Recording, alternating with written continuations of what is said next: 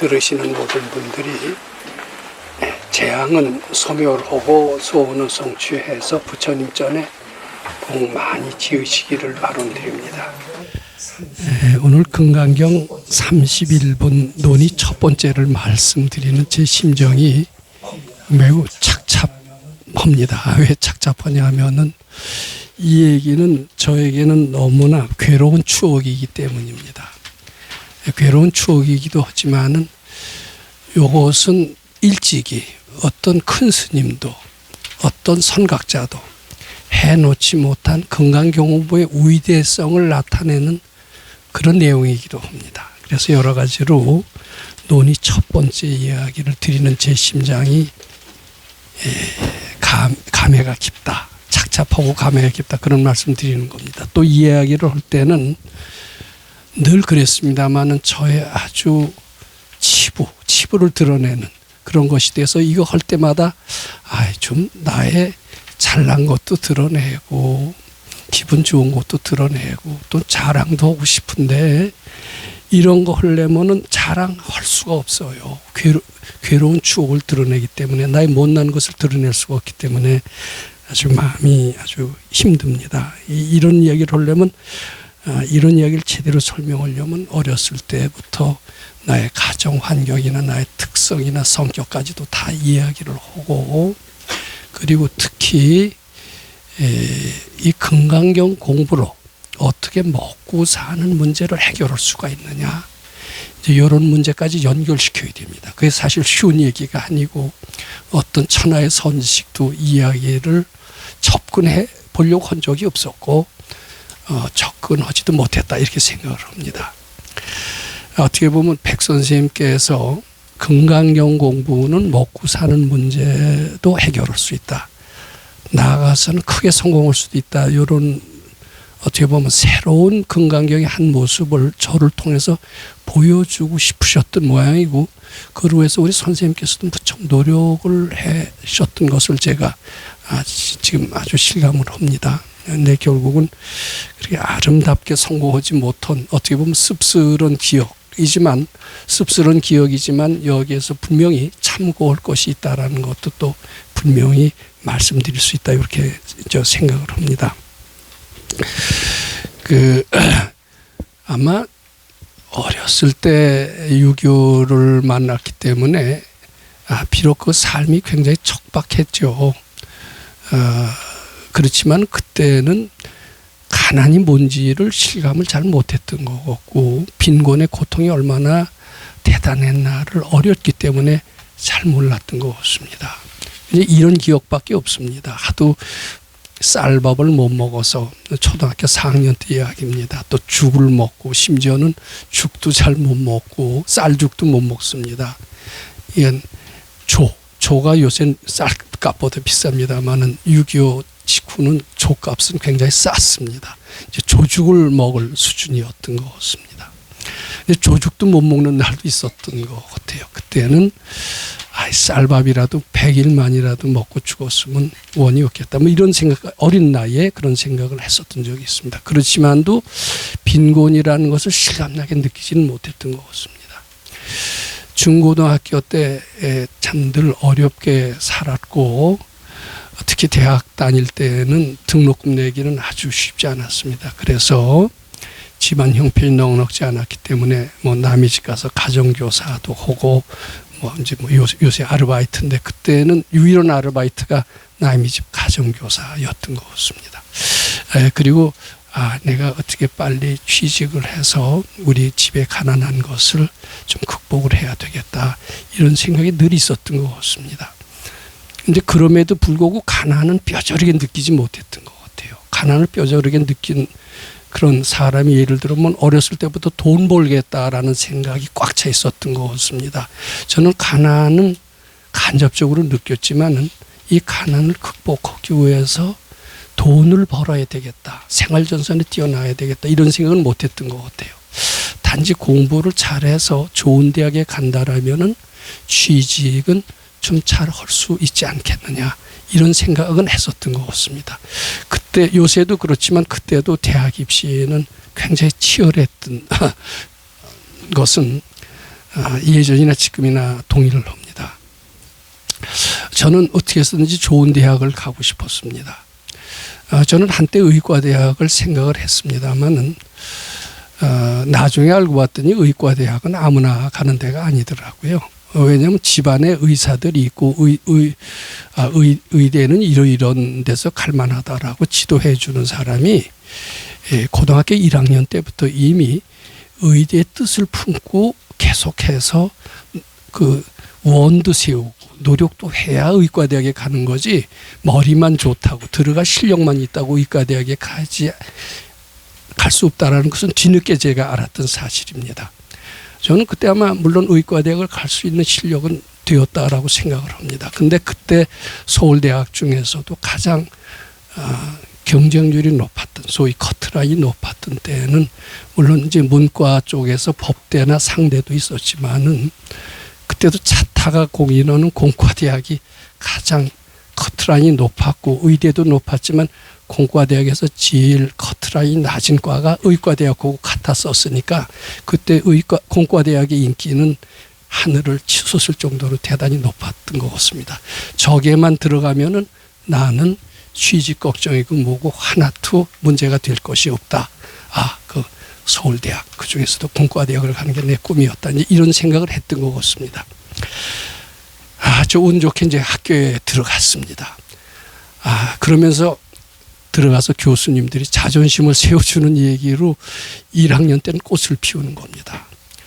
아마 제 집안이 조금 넉넉하고 부모님들의 식견이 조금 높았으면 저는 1학년 때부터 취직할 생각을 안 했을 겁니다. 해외 유학을 가서 세계적인 학자가 되기를 희망했었을 것 같습니다. 그런데 집안에서는 그런 식견이 있는 분들도 없었고, 어서 졸업하면 너 돈이나 벌어와라 뭐 이런 분위기였기 때문에 유학은 뭐 아주 그때 생각을 못했던 것 같습니다. 하여튼 나는 이제 좋은 대학 들어왔으니까 먹고 살 걱정은 없다. 그 자존심이 굉장히 컸다라는 말씀을 드리고 싶습니다.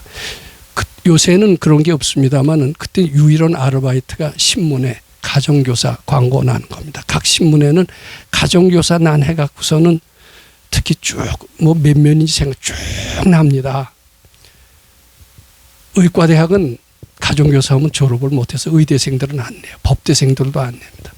대부분이 공과대학, 그중에서 서울대학 공과대학은 쭉 가정교사난에 아주 도배를 합니다. 대개 다 돼요. 그러면 이제 그런 이제 어떻게 보면 제가 여기서 말씀드리고 싶은 것은 이게 나는 가정교사라는 해서 겨우 졸업해야 되는 마음속에 이제 자존심은 있었어요. 이 자존심은 제가 지금 강조해 드리고 싶습니다. 자존심이 꽤 강했습니다. 또 동시에 뭐가 있었느냐 하면 이 자존심이 제 빈궁한 마음을 극복할 정도로 당당한 자존심은 못 됐던 것 같습니다. 그러니까 자존심도 있었고 빈궁한 마음도 동시에 있었던 것 같아요. 자존심이 굉장히 강하고 지속에 위대한 재능이 있다. 난 어디 가서든지 뭐라도 해낼 수 있는 이런 자존심이 있다라고 하는 그런 마음이 있는 사람은 자기 속에 자기 집이 어려워도 절대로 위축되질 않습니다. 저는 꽤 자존심도 있었지만 누가 보면 돈 많은 집 가면 위축되는 마음도 동시에 있었던 것 같아요. 양쪽을 다 가지고 있었던 것 같습니다. 대학 3학년 때를 기억합니다. 저는 요새 보면 별집이 아닙니다만 어떤 부잣집에 초대를 받았어요. 장래성 있는 학생이다 이래갖고서 우리 모여서 특히 그때도 제가 불교를 열심히 믿었으니까 우리 불교적인 인재를 한번 키우는 모임을 어떤 분이 이제 주선을 했고 저기도 거기 초대를 받아서 어떤 부잣집에 갔더니 그때 2층 집이 참 드물었던 시절입니다. 그것도 서울의 가회동 종로, 옛날 양반들이 사는 데거든요. 2층 집인데 집에 병풍이 있고요, 어항이 있고요. 갔다 와서 잠이 안 오더라고요. 내 속에 이렇게 거지마음이 있는 날은 춤으로 느꼈습니다. 참 부럽던데요. 그리고 내가 참 궁해요. 나는 서울대학에서 괜찮다. 이 자존심은 어디로 가는지 싹 한순간에 날아갔습니다. 제 이런 이야기를 드리고 싶지 않은데 이거 설명하기 위해서는 꼭 필요한 것 같아요. 나도 졸업만 하면 언제 희망이 있겠지. 자, 제가요 이제 이러다가 이제 출가를 하게 됐습니다. 뭐 출가를 처음에 4년씩 하리라는 생각을 못했어요. 뭐 길으면 한 1, 2년 정도 뒤떨어지는 것은 취직하는데 큰 문제가 안 될 것 같아요. 근데 중간에 한 200일 끝나고서도 그때 제가 밖에 나가서 취직할까 하는 생각을 했었습니다. 근데 200일 지나도 중견기업입니다. 대기업은 못했습니다. 중견기업에서 오라 그래요. 갈까 말까 했습니다. 갈까 말까 하다가 우리 선생님이 싫어하시는 것 같은 느낌이 들었어요. 아무래도 내 공부는 좀 더 해야지. 일단 200일까지 했는데 내가 뭐 깨친 것도 아니고 좀 더 뿌리를 뽑아야지. 그리고선 그때 거기서 선배들이 환영을 했던 기억이 지금도 생생한데, 야, 우리 회사에 와라. 뭐 물론 시험도 무시험입니다. 시험 치라 그러면 안 가죠. 이제 그리고 이제 본격적인 수도 생활이 시작이 됐던 겁니다. 근데 뭐 내가 승려의 길을 걸었다면은 큰 스님은 이렇게 얘기했을 겁니다. 넌 이제 승려가 됐으니까 밖에 나가서 뭐 사회생활 할 생각 아예 하지도 마라. 너는 오로지 깨달음을 위해서, 영생의 삶을 위해서 수도에만 전력해라. 아마 이렇게 얘기를 하셨겠죠. 근데 우리 선생님은 깨치는 것보다도 너는 사회생활을 언젠가 해야 된다라는 것을 늘 암시를 시키셨고, 그리고 이 수도 생활은 사회생활하는데 매우 도움이 된다라는 이야기를 자주 하셨습니다. 3년이면, 건강경 공부 3년이면 먹고 사는 문제가 다 해결이 된다. 이런 이야기도 수시로 하셨습니다. 저는 어째서 건강경 공부가 먹고 사는 문제를 해결할 수 있을까? 그때 제 지혜로서는 도저히 납득할 수가 없었던 것 같습니다. 이런 생각은 잠깐 했습니다. 3년을 하면은 지성이 감천이라 부처님께서 하도 수도를 잘한다고 칭찬하셔서 꽃가마를 태우러 나를 모시러 와서 꽃가마 탄 덕에 먹고 사는 일이 해결이 될 것이 아닌가. 이런 생각까지 할 정도로 건강경 공부가 먹고 사는 일을 해결한다는 것은 아무리 생각해도 제 머리로서는 짜낼 수가 없었던 것 같습니다. 그게 말이 될까? 근데 그래도 선생님께서는 그래요. 아무 염려 마라. 이 공부만 다 하면 모든 것은 다 해결되느니라. 참 이거 굉장히 중요한 말입니다. 지금 어떤 성직자들도, 어떤 불교의 어떤 깨친이라고 하더라도 이런 부처님의 가르침과 사회생활을 접목시킨 분이 있을까요? 근데 접목시키지 못하기 때문에 지금 불교 신자는 줄을 수밖에 없고, 그건 뭐 기독교나 가톨릭도 마찬가지입니다. 종교의 가르침과 현실 생활을 접목하는 그런 어떤 분도 저는 만나보지 못했던 것 같습니다. 그런데 이것을 접목시킬 수가 있다면 불교 신자 문제 해결은 금방 해결이 될 것은 확실합니다. 저는 그 말씀을 믿고 참 묵묵히 공부를 했습니다. 그때 이미 4년이 지났을 때 많은 친구들은 물론 대기업에 그때 한참 뭐 포스콘이 이런 것들이 생기고 이랬었고, 대우라는 것도 생겼고, 삼성이나 그때는 LG라고 그러지 않고 금성이라고 그랬는데, 금성 또 한국비료, 한전 이런 것들은 아주 대기업 그룹이었죠. 그런데 취직을 해서 빠른 친구들은 과장이 됐고, 또 일찍이 머리를 써서 해외 유학한 사람들은 벌써 박사를 받아갖고 그때 바로 귀국을 했는데, 그때 박사 받은 친구들은 지방대학은 아예 안 갑니다. 서울대나 연고대 다 교수로 갑니다. 자, 내가 공부를 했으면요, 뭐 대기업의 과장은 별로 눈에 보이지 않았지만 미국에서 박사는 그때도 참 드물었던 시절이었습니다. 왜냐하면 제 학교 다닐 때 교수님들은 박사가 아주 드물었습니다. 거의 없었습니다. 미국 박사는 또 없었어요. 일본 시대 때 했던 분들은 좀 있었어도. 미국에서 박사를 받아 서울대학에서 교수를 해. 내가 그런 친구를 만났을 때 내가 열등감을 느낄까 안 느낄까 한번 스스로 판단해 봤습니다. 내가 아무리 금강경 있고 철야정진하고 요새처럼 문수보살 가행정진해도 나는 열등감을 느끼지 않을 수 없으리라, 이런 자신 없는 생각이 늘 내 마음속에서 떠나지 않았습니다.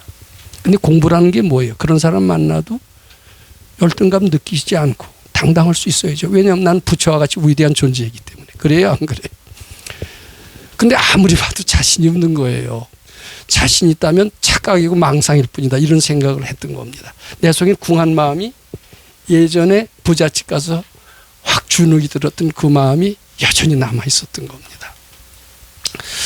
그러다가 제가 4년이 되면서 이것도 제 취업인데 이제 집에서 자꾸 불 들어오는 겁니다. 그러지 않겠어요? 외아들이 취직할 녀석이 온다 그러더니 4년씩 끄는데 얘는 안 되겠다, 이제 데리러 와야 되겠다 이래갖고서 이제 결국은 이제 그 바람에 끌려 나갔는데, 끌려 나가니까 이제 그때부터는 책임은 내가 져야 됩니다. 백 선생님께서는 건강경 3년만 읽으면은 이게 다 잘 된다고 했는데 잘 되겠지. 그렇지만은 뭐 가만히 앉아서 나 같은 사람은 정말 꽃가마 태우러 오는 사람은 기대할 수가 없고요. 취직 부탁을 할 수밖에는 없게 됐습니다. 옛날에는 좀 취직은 걱정도 해본 적이 없었던 것 같습니다. 근데 이제는요, 점점 슬슬 얘기해도 야, 너 취직 될까? 이런 얘기들이 주위에서 대부분이었습니다. 이게 걱정이 되기 시작했어요. 얘 공부를 잘했으면 그때 걱정됐어야 될까요? 그게 착각인 줄 알고 본래 받쳐서 내 속에 있는 부처님 기운을 느끼면서 든든해야 될까요? 근데 그때 그 정도까지 제가 못했던 것 같습니다. 이 궁한 마음이 완전히 해결을 못 보고 법당에서 나오는 것이 큰 실책이었던 것 같습니다.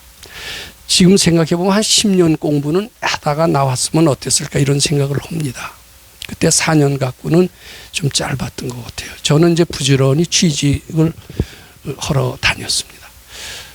근데 안 되던데요. 제가 그 얘기를 여기서 많이 드렸기 때문에 그 비참했던 지의 꼴을 다시 반복해서 말씀드리기 너무 괴롭습니다. 아주 별 볼 일 없는 취직까지도 안 돼요. 임시직까지도 안 되는 거예요. 그때 여여부동 했어야 되는데 여여부동 할 정도로 저는 바치는 공부는 약했던 것 같습니다. 이게 좀 아직은 더 복지인 것이 부족했다, 이렇게 생각을 합니다. 이제 그러다가 뭐 10군데도 더 뭐 취직이 가고 가는 데마다 바꿉니다. 이제 나중에는 이제 우리 학교 찾아가기 너무나 부끄러웠습니다. 야, 너 4년 만에 와서 지금 뭐 저 회사 처음으로 들어가? 너 어디서 뭐다 와서 지금 와서 부탁해? 이렇게 얘기하기 너무나 부끄러웠어요. 그래서 뭐 어디 친척이나 뭐 이런 사람들 손을 넣었는데 하나도 안 되는 거예요. 근데 이제 그 나중에 친구들 찾아오고 그랬는데 친구들은 이미 상당히 높아져 있었습니다. 만나기도 싫었지만 안 만날 수 없었는데 뭐 동정은 하지만은 그네들이 아무런 힘이 되지 못했던 것 같습니다. 이제 이렇게 하다가 이제 누가 아는 사람이 너희 집이 길목은 나쁘지만 잘해서 수리해서 식당하면 될 것 같대요. 이게 한번 해보지 않겠냐고 그래요. 참 그때 식당이라는 것은 좀 학교 다닐 때 상상도 해본 적이 없었고, 아지 못하게 좀 나 같은 사람이, 이제 제가 꽤 잘났습니다. 나같이 잘난 사람이 또 식당을 좀 추억해 봤던 것 같아요. 그런 추한 식당을 할 수가 있겠느냐, 이런 생각이 제 잠재의식 속에 있었던 것 같습니다. 근데 이제 뭐 이제 제가 계속 백수로 오랫동안 놀다 보니까 식당을 하자는 이런 소리에 나 못하겠어, 내 취미도 안 맞고 적성도 안 맞어, 난 능력도 없어, 이렇게 거절할 수 있는 그런 배짱이 생기질 않았어요. 선생님께서 찾아가서 이제 이제 식당을라도 하자고 하는데 어떻습니까? 그랬더니 선생님 말씀이 좋대요. 이거 뭐 좋다, 한번 해봐라 그러셔서 또 뭐 별 수가 있습니까? 이제 그 시작을 했습니다. 참 지금 생각해 보면 굉장히 아마추어 중에서도 아마추어 노릇으로는 식당을 했었던 것 같습니다. 근데 굉장히 어려움이 하나 둘씩 생기는 게 아니었습니다.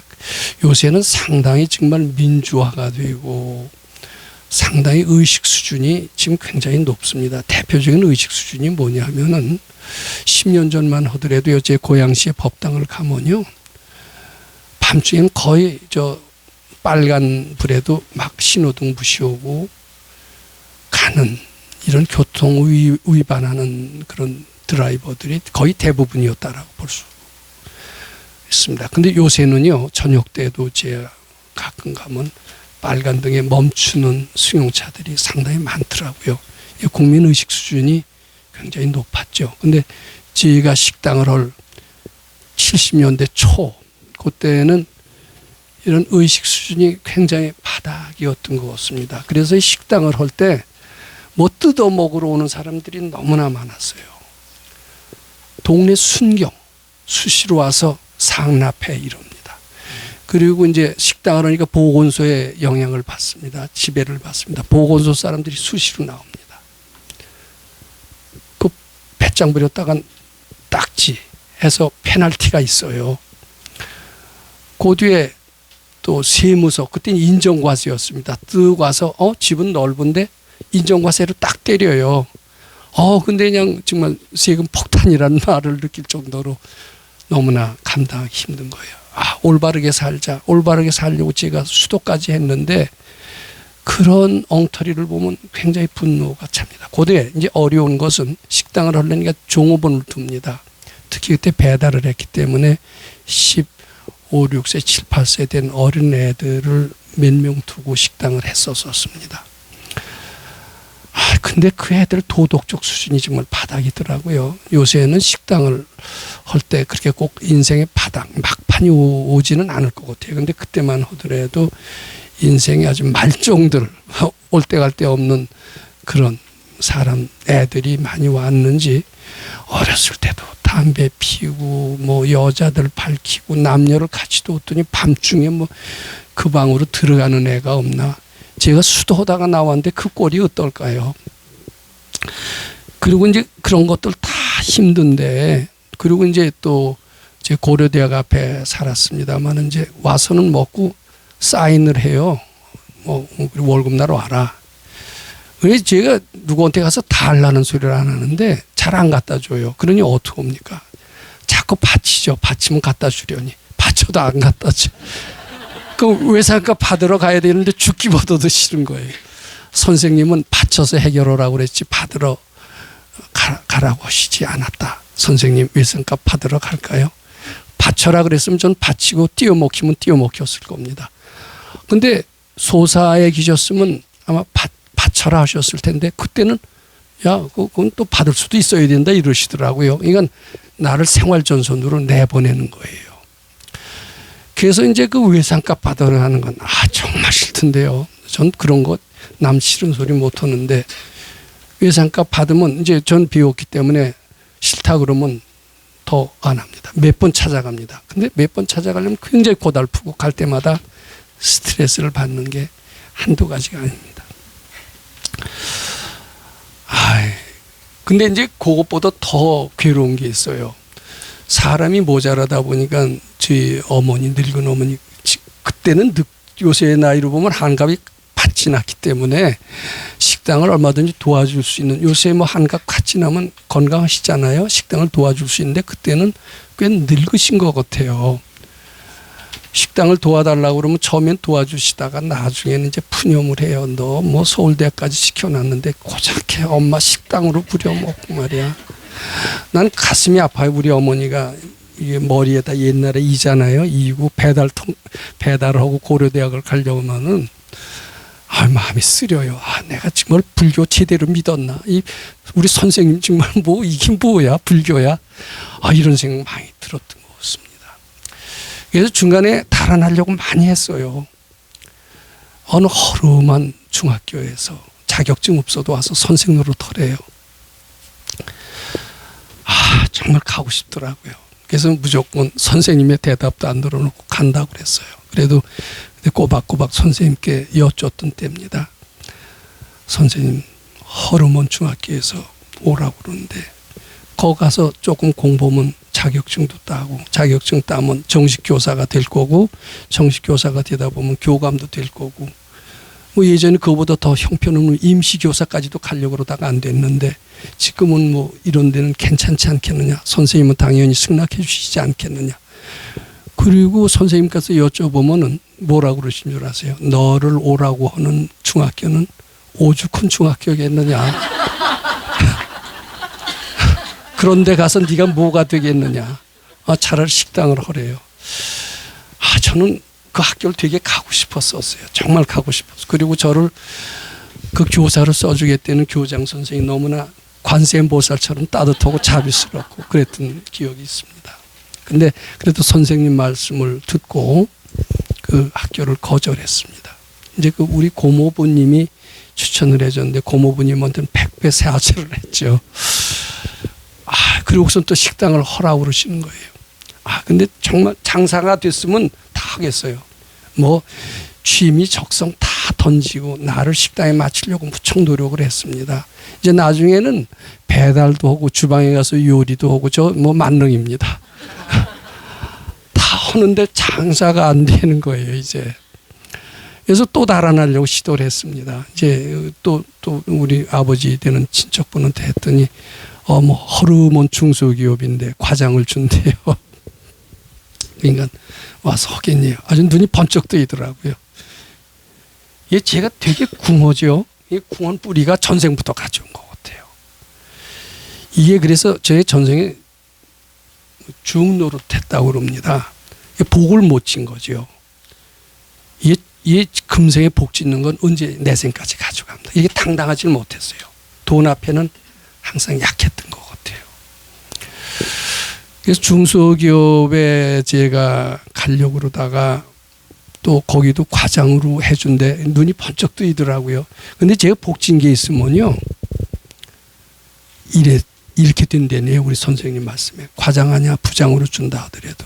근데 이 고귀한 공부를 하고 있고 이것으로서 마음도 닦고 언젠가는 마음 닦아서 환희심 만나면은 그때 뭐라고 그러셨냐면은 너는 세계적인 기업가가 된다고 희망찬 얘기까지 하셨어요. 식당을 하는 나한테. 그런데 나는 그 희망의 말씀을 하실 땐 기분이 괜찮죠. 사흘도 못 가요.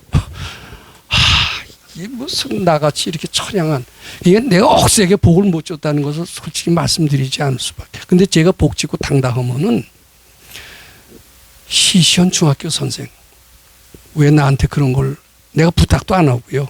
또 중소기업 과장, 야 웃기지 마. 그리고 제 발로 찼을 거예요.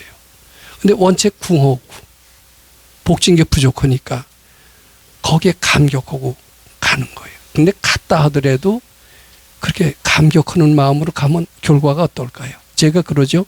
어제도 저 법회 시간에 말씀드렸습니다만은 복권을 타서 감격을 하면은 그 복이 오래 가느냐 못 가느냐 이런 걸 갖고 제가 아침 법회 때 말씀드린 적이 있었습니다.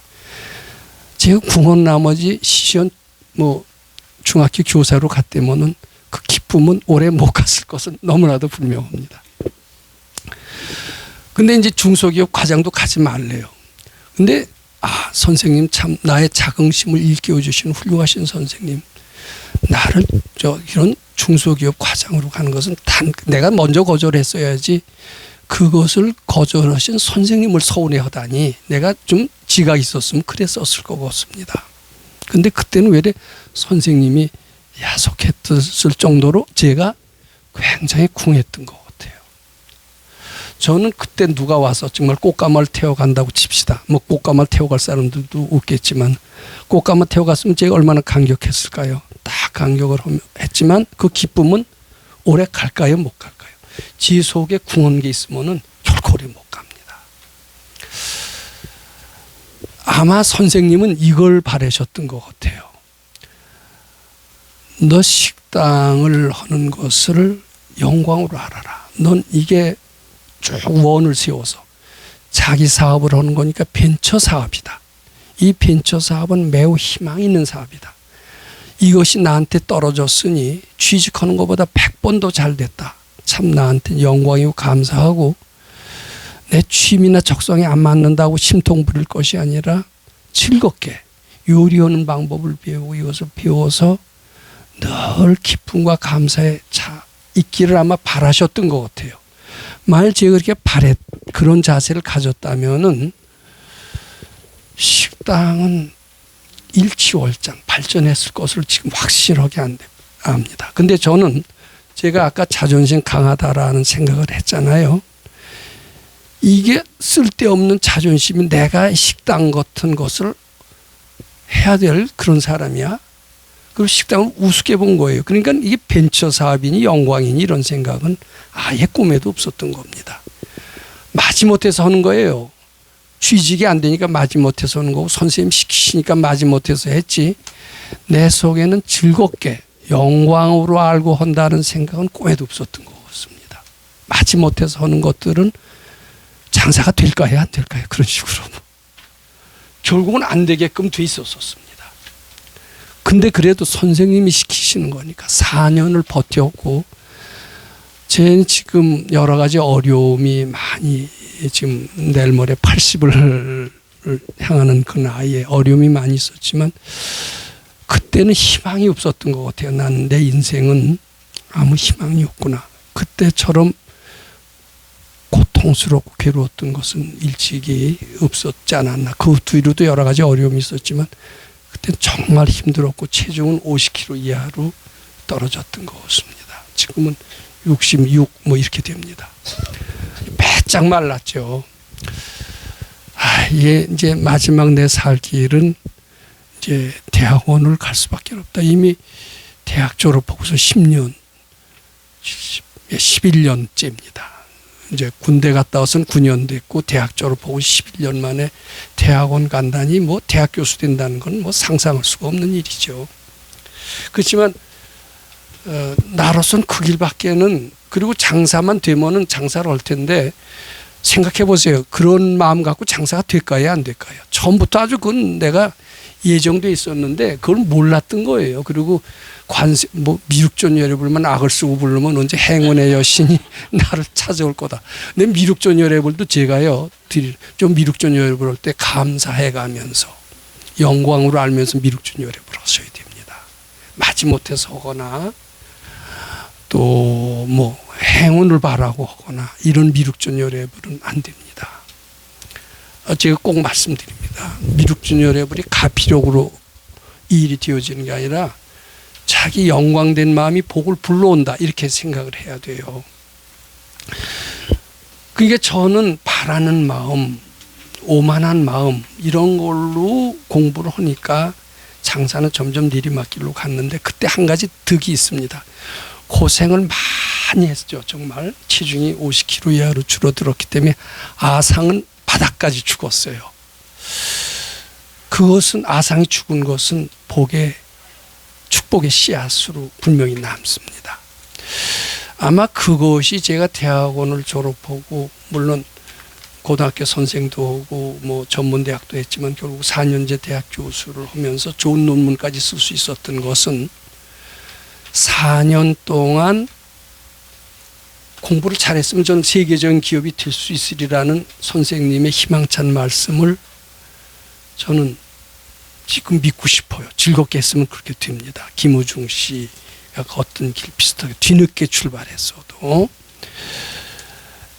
근데 그렇게 못했기 때문에 세계적인 기업이 못했지만 그때 그걸 하느라고 최선을 다해서 선생님 뜻을 따르려고 했고, 4년이라는 것은 지옥 같은 생활이면서 아상이 죽은 결과, 그 결과가 뒤늦게 출발했지만 대학 교수도 되고 상당히 자신 있는 논문을 썼거든요. 나는 그냥 논문 뭐 물질만 바꾸고 뭐만 바꿔서 논문 표수 늘리는 그런 남의 것을 베끼는 대학 교수는 아니었던 것 같습니다. 독창적인 원리를 발견해서 마음만 먹으면 항상 논문을 항상 낼 수 있는 상당히 좋은 대학에 있지는 않았지만 그런 자부심을 갖는 그런 대학 교수가 되었던 그 공덕은 어디서 있었느냐?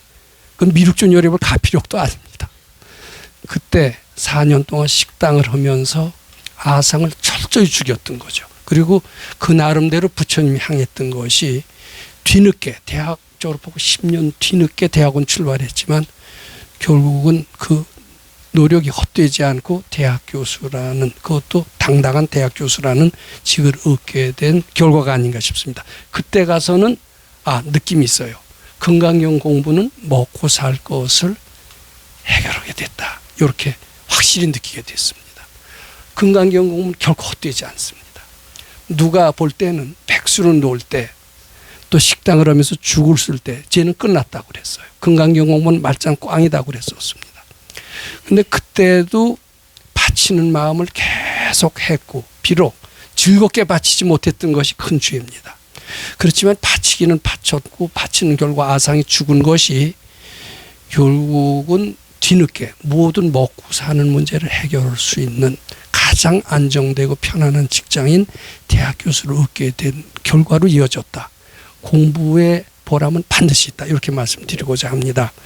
자, 그러면 선생님께서는 이제 좀 정리를 해보고 싶습니다. 왜 이렇게 끝까지 몰아붙이시면서 저를 식당을 하게 하셨을까? 식당을 제가 관두고 싶을 때가 굉장히 굴뚝 같은 마음이 올라왔을 때 쟤는 식당을 해야 산다 이랬었어요.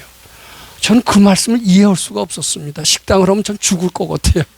근데 식당을 성공을 시켜야 산대요. 이젠 그걸 합니다. 근데 그때 지금도 하나 아쉬운 게 우리 어머니와 같은 오빠가 있으면 안 됩니다. 만일 제 옆에 그때 우리 어머니는 늙은 엄마를 데리고 배달이나 시키고 말이야. 너 맨날 짜증을 하는 거예요. 그러니까 제 신심이 꼽히질 않습니다. 그 제 옆에 누가 도반이 하나 있으면서 당신 이런 말에 실망하지 마시오. 그 공부는 최고의 공부요. 자긍심을 가지고 열등감 가지지 마시오. 즐겁고 감사하게 열심히 밀어나가시오. 이렇게 따뜻하게 위로하고 격려해 줄 수 있는 옆에 누가 있었다면, 특히 공부하는 사람 아니면 안 되겠죠. 그런 사람이 때문에 난 희망을 갖고 아마 밀고 나갔었을 것 같습니다. 근데 사면초가였습니다. 내 주위에는 종업원들을 비롯해서 뭐 등등 안 되는 것만 눈에 띄었어요. 이게 다 뭐 전생에 이런 뭐 못된 짓을 많이도 한 것 같습니다. 그런데 이제 우리 선생님께서 끝까지 밀어붙이신 뜻은 무엇이냐? 네 궁한 마음이 본래 많다. 남을 많이 무시했다. 그리고 어른 공경을 못했기 때문에 가난한 집에 태어났다. 이 어른 공경이 굉장히 중요하다고 그럽니다. 요새 애들이 부모한테 불효하고 그러는데 효도하는 게 꼭 좋아요. 여기 젊은이가 있으면 제 효도 교육을 좀 강조하고 싶습니다. 제가 전생에 어른 치받는 기질이 있었대네요. 그러시면서 그런 것들이 어른 공경을 못했고 그렇게 많이 배우고 부잣집에 못 태어난 그런 원인이 되었다라고 합니다. 그러면서 그 관운장 얘기를 하세요. 관운장은요, 제가 중국의 무신이라고 그럽니다.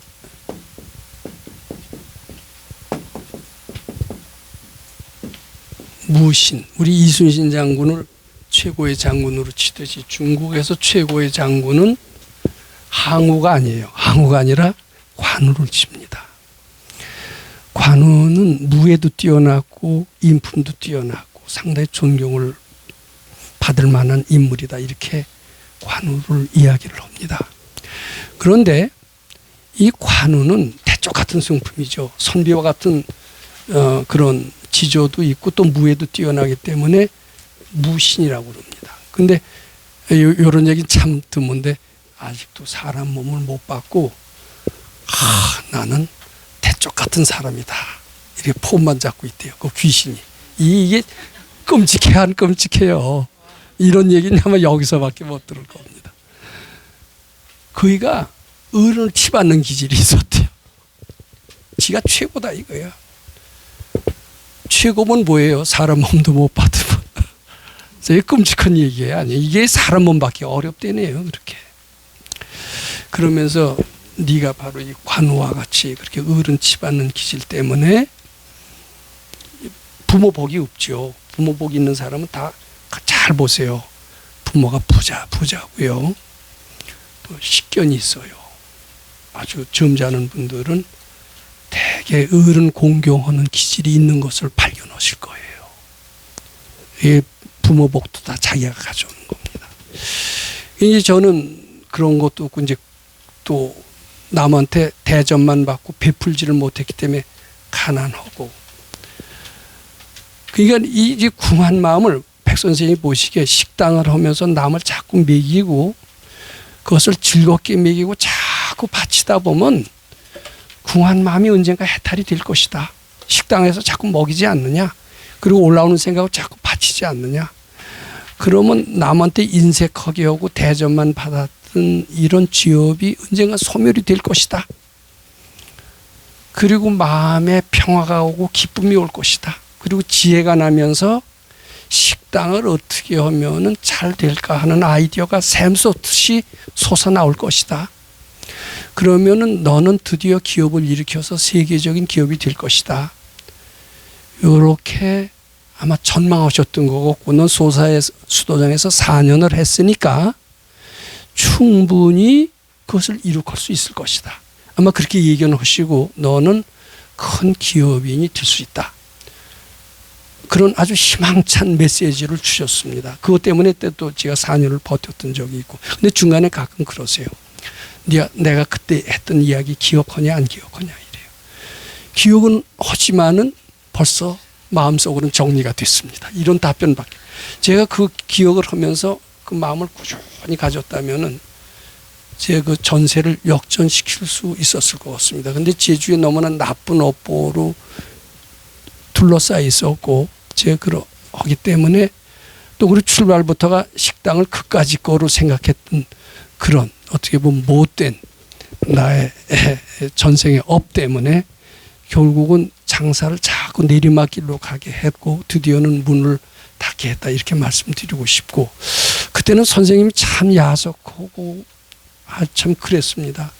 나는 뭐 괜찮은 대학 나오고 장래가 괜찮은 사람인데 수도를 뭐 하면 좋다고 그래서 수도까지 했는데 내 팔자가 결국 이게 뭡니까 이렇게 하고 서운하게 생각했어요. 다 제가 복을 못 줘서 그런 것을 제가 지금 뼈저리 느끼고, 지금은 그래요. 참 우리 선생님 너무나 훌륭하시다. 나같이 박복한 사람을 끝까지 사람 만들어 주시기 위해서, 밀어붙인 게 아니라 그렇게 사람 만들어 주시기 위해서 그렇게 다 하셨는데 그때 그걸 빨리 깨치고 제가 감사한 마음을 냈었으면 얼마나 좋을까. 이제는 그 생각을 합니다. 그러니까 우리 선생님 좀 훌륭하다고 느끼고, 그렇게 밀어붙이고 독려하시는 그런 자비로운 스승이 있을까, 이 생각을 많이 합니다. 예. 그렇고요. 여기서 아마 느끼실 게 많이 있을 겁니다. 근데 이제 나만 그런 게 아니라 우리 선생님께서는 어느 직장에 있다가 홧김에 나오지 말라고 그래요. 홧김에 나오면은 안 된대요. 죽을 때도 화내면서 죽으면 내생이 덜 좋다는 겁니다. 죽을 때 이제 무슨 암을 알아서 죽는다 그러면 그 반드시 암을 고쳐주고 건강한 몸으로 떠나라 그럽니다. 금년에 무슨 암으로 죽으면 내생에도 똑같이 암으로 죽는데요. 나는 암으로 죽었다라는 불쾌한 기억이 자꾸 반복해서 만든다는 겁니다. 마찬가지로 직장을 옮길 때도 홧김에 옮기지 말라는 겁니다. 이혼을 하더라도 홧김에 이혼하지 말라는 겁니다. 홧김에 이혼하고 홧김에 직장을 옮기면 옮겨서도 똑같은 사람 만난다는 거예요. 그 업장을 해탈하고 편안할 때 박수 받으면서 옮길 수 있도록 해야 된다. 이런 말씀은 제가 어제 아침 법문에도 말씀을 드렸고, 그리고 제가 이제 중간에 좀 아쉬운 게 요 얘기만 하고 논의 2는 그냥 한번 읽어보시는 것으로서 하겠습니다. 제가 식당이 그렇게 처음부터 안 됐던 건 아닙니다. 어느 정도 됐었어요. 어느 정도 됐고 어려운 문제를 하나 딱 해결을 했더니 그때 선생님이 뭐라고 그러시냐 하면 소사로 들어와라 이러세요. 제가 소사에서 열심히 4년을 했고 최선을 다했고 그때 4년 만에 나왔을 때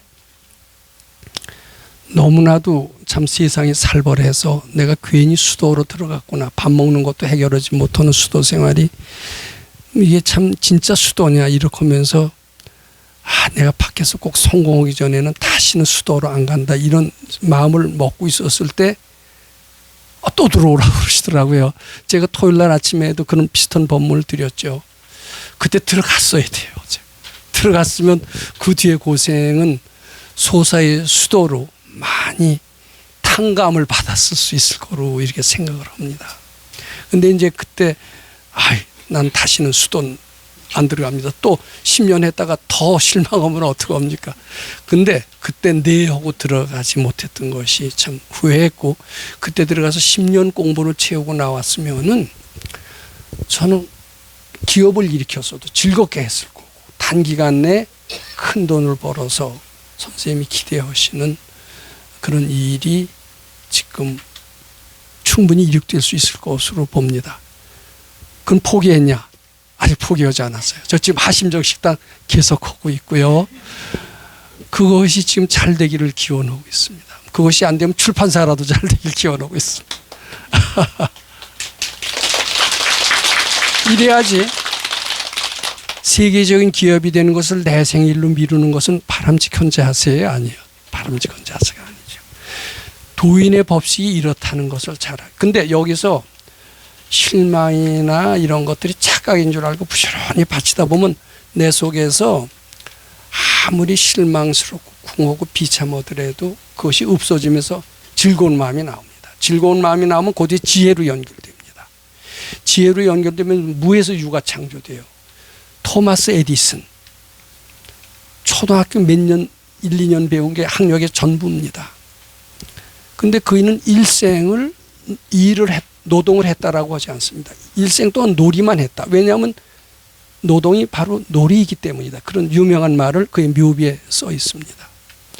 그이는 초등학교 1, 2학년밖에 안 다녔고 대학 다닌 것을 무시합니다. 대학 다니는 것은 선입견만 키워서 제대로 창의력을 말살한다. 이렇게 하는 유명한 말을 남겼습니다. 에디슨은 대단한 사람입니다. 그이는 3천여 가지의 발명을 했을 뿐만 아니라 제네럴 일렉트릭, 세계적인 기업의 창시한 CEO이기도 합니다. 우리 마음속에 싫고 귀찮은 마음이 없고 즐거운 마음으로 했을 때 두뇌는 활성화가 되고 수많은 지혜가 나와서 지혜의 토마스 에디슨이 되는 것은 우리 건강경 공부로 충분히 가능합니다. 제가 언제 우리는 늘 바라는 대로 이루고 있다라는 책을 쓰면서 이것이 종교개혁이고 르네상스라는 말을 드린 적이 있습니다. 저는 충분히 이 책을 통해서 언젠가 인공지능을 뛰어넘는 르네상스 시대가 오지 않을까 이렇게 기대를 합니다. 자, 2부 법회 잘 하시고 오늘 말씀 여기서 무한한 교훈이 있음을 아셔서 나처럼 그런 삶을 사시지 말고 어떻게 해요? 이 일을 놀이처럼 항상 감사하게 영광되게 이렇게 삶을 사셔서 행복한 삶을 오래오래 유지하시도록 바란답니다.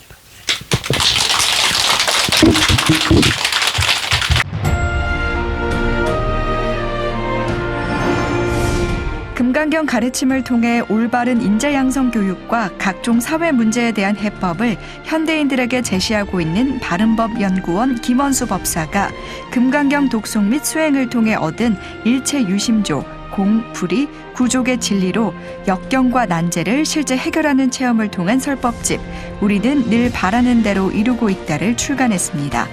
구입은 전국 서점에서 가능하며 문의는 청우당 02-337-1636번입니다.